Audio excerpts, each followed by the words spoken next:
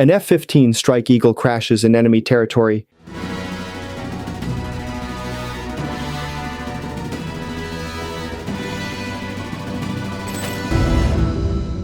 Two crew members leave the ship. Things change from that point on. One pilot is moving on the ground, confused and with a racing heart. There isn't enough time to heal. Every second counts, because they aren't the only ones keeping an eye on that fall. The response is already happening miles away. Engines turn on, move crews, coordinates are guessed and then improved in real time. There is no wait. As soon as a pilot goes down behind enemy lines, a system kicks in. Within minutes, planes are in the air.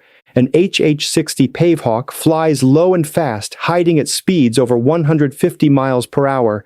An A-10 flies in circles above, looking for movement and ready to attack. More planes flew over the search area and created a live picture. It becomes a race to reach one person before the enemy does. But survival has already begun on the ground. Movement is the most important thing. In a lot of combat zones, enemy forces can get to a crash site in less than 30 minutes. The pilot collects the radio, survival kit, and other useful items, and then moves farther away from the landing site because the parachute is visible and it marks the location. So the pilot disappears. And this is where training takes over. Every pilot goes through SERE, which stands for Survival, Evasion, Resistance, and Escape, before going into battle. This prepares them for isolation, pursuit, and limited resources. They learn how to stay alive with little gear, move without being seen, and avoid capture when they are being searched for. They learn how to find water, keep their body temperature stable, and get around without GPS. They learn to think clearly when things get tough, because survival is a series of choices about when to move, when to stay hidden, and when to take risks.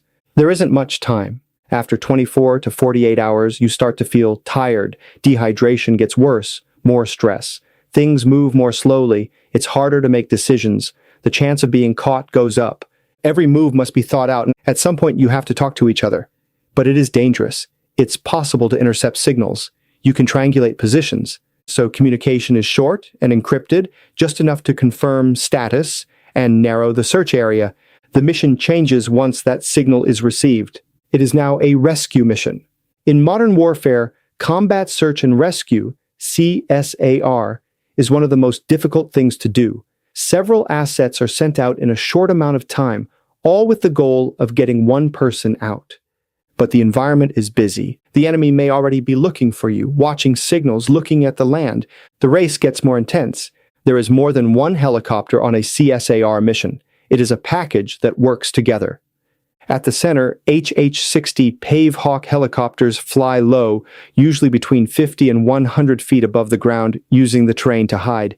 The speeds are between 150 and 180 miles per hour. 10 planes fly above them to provide close air support and are ready to deal with threats on the ground. Fighter jets keep control of the air farther away. Everything works in real time. All of them were focused on one recovery. Para-rescue jumpers, or PJs, are at the heart of the extraction. They are trained in advanced medical care and combat, and they can work in very difficult situations. When the helicopter gets to the extraction point, it hovers for a short time.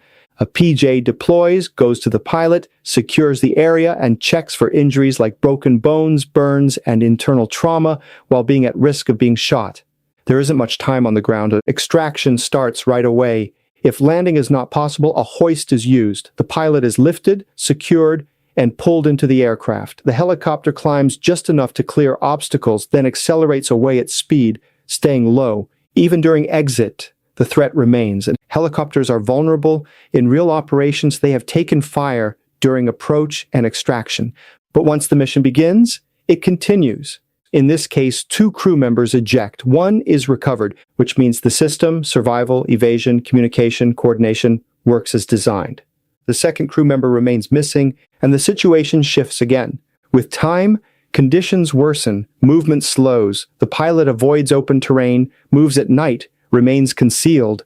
At the same time, search zones expand. Friendly and hostile forces widen their reach. The area grows. Finding one individual becomes harder. Decisions become critical. Move or stay hidden, transmit or remain silent. There is a window. The highest chance of recovery is within the first 24 to 72 hours. Beyond that, uncertainty increases. Information degrades. The mission becomes more difficult. Speed matters. Risk becomes necessary because delay increases exposure. At the center of it all is a constant principle. Personnel are not left behind. For the pilot on the ground, that certainty remains. Someone is coming. But until that moment, survival depends on training, timing, and decisions under pressure. And somewhere on that terrain, a pilot remains hidden, listening, waiting for one sound. Helicopters in the distance, because in that moment, only one question remains. Are they close enough? Thanks for watching. This is Global Decode 13, where we break down global power, strategy, and geopolitics in simple terms. No noise, no hype, just clear understanding. If you want to see what's really happening beneath the headlines, make sure you're here for the next Decode. I'll see you in the next one.